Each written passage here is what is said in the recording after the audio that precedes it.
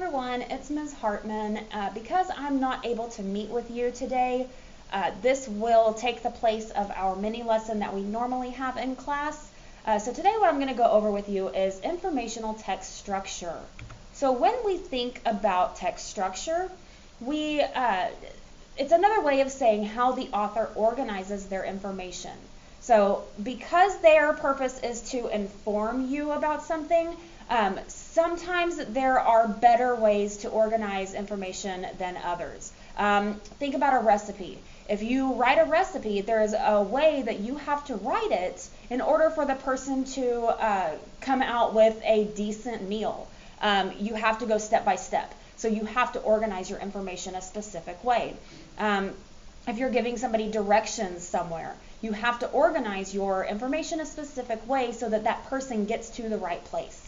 So it's the same thing with informational text. We have to organize our information, or authors have to organize their information in a specific way to best give you that information.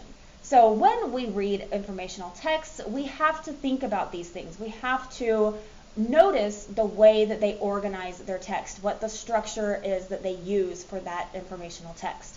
So we have to ask ourselves why. Why did they organize it this way?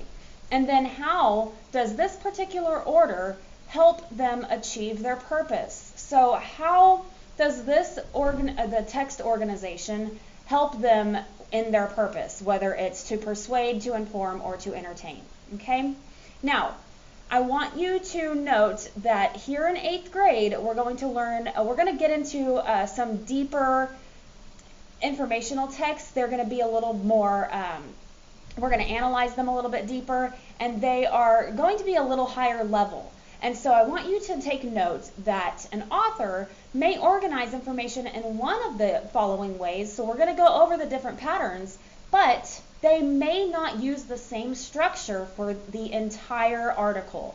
So you may find, especially in the article that you're reading this week, you may find that some of the sections have different text structures than other sections. And so that's the activity that we'll be working on today, is trying to locate the different text structures in each section of your article. So the first one I want to talk about is cause and effect. So the definition is that in this organizational pattern, this shows how one event, which is the cause, led to what happened next, which is the effect. So when you're reading, if you notice the cause and effect pattern, you have to ask yourself what happened as a result of this. Why did this happen?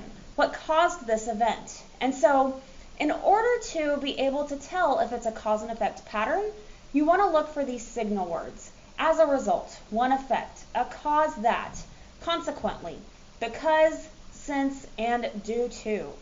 So our next slide is going to be, here's an example of cause and effect. Now, I want you to pause this video for a moment and take read this and see if you can find some of those signal words. See if you can find the words that show you that this is cause and effect.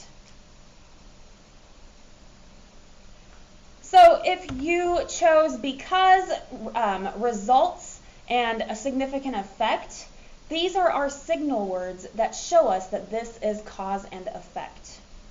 Our next one is compare and contrast. Here, in this pattern, in this text structure, it shows how two or more things are alike and different. So when you compare something, you're talking about the similarities they have. When you contrast something, you're talking about the differences that they have.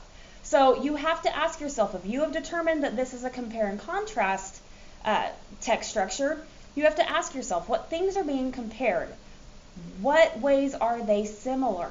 And then in what ways are they different? To be able to tell if it's a compare and contrast text structure, you're going to want to look for signal words like alike, different, unlike, similar, neither. Those are going to tell you that it's a compare and contrast text structure. So here is our example. Go ahead and pause this video now so you can read the example, and then we will talk about the signal words in here. Look for those signal words as you're reading it. All right, so if you found the signal words similar, unlike, and both groups, You were successful in realizing that this is, in fact, compare and contrast. The next one is sequence. Chronological order also falls under sequence because that is an example of a sequence of steps. It is a time period. Something has to go in order. So speaking of that, the definition of a sequence is that it describes items or events in order. It shows a list of steps to follow. So a recipe, for example, would be another sequence text structure. In a sequence text structure, things cannot be moved out of order. So they have to be in that order. If it's a timeline, if they're giving you important dates, one day has to come before the next in chronological order. Same with a recipe. You can't bake something before you mix it together. So you have to follow the steps in order. Now, if you have to ask yourself, once you've realized that it is sequence, what steps or events are listed? Why did they list these steps? Do they have to happen in this order? Typically, yes is the answer. Do they always happen in this order? These are the questions you have to ask yourself. So the signal words that you'll see in a sequence text structure are first, next, last, finally, later, after, prior to. So let's look at our example here for sequence. Go ahead and pause the video so you can read this example and then look for those signal words. All right, so if you found the signal words first, then lastly, those are going to tell you that this is in fact a sequence example. We also have problem and solution. This is going to describe a problem and provide a solution, either real or imagined. So maybe they will offer a solution to the problem. So first, when you identify that this is a problem and solution text structure, you have to ask yourself, what's the problem? Why is this a problem? How are they trying to solve it? And what do they suggest we do? Now, in order to figure out if this is problem and solution, you want to look for these signal words: issue, remedy, posed solution. This solves one problem. A solution is. So any words that surround problem or solution. Here's our example for problem and solution. Go ahead and pause your video so that you can read this example. And as you're reading, look for those signal words. All right, so if you have located solve, tackle the issue, which is another way to say solve the problem, or solve the problem, then you found the correct signal words, and that tells us that this is in fact a problem and solution example. Now, our final one is description.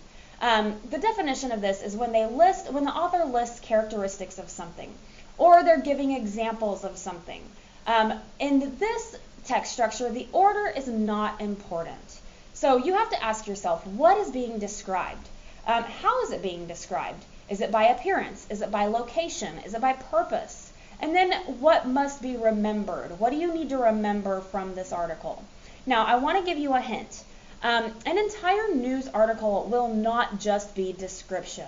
So you may think that this is description, but different sections are going to follow a different pattern. So it may have descriptive parts, but the overall structure will either be problem and solution, or cause and effect, or compare and contrast, any of the other different text structures. So our signal words here for description are, for example, characteristics are, featuring, additionally, or such as. So here is our description example. Go ahead and pause the video now so you can read this and look for those signal words. All right, so if you found some of those very descriptive adjectives like extremely smart or interesting features, those are our signal words that tell us that this is in fact a description example.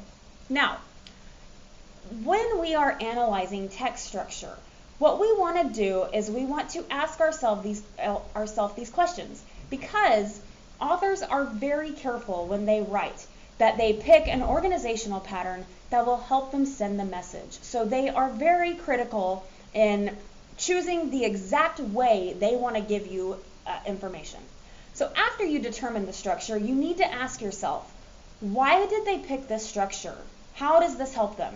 How does this help them make their point? Why would rearranging this information not work as well? So had they chosen a different text structure, would the information still would you still get that same information? What else might you have learned if they used a different text structure? Or what information does this structure omit? Remember, we talk about even if they omit information, that still shows us bias. So because of this text structure they use, what information do we not get? Okay?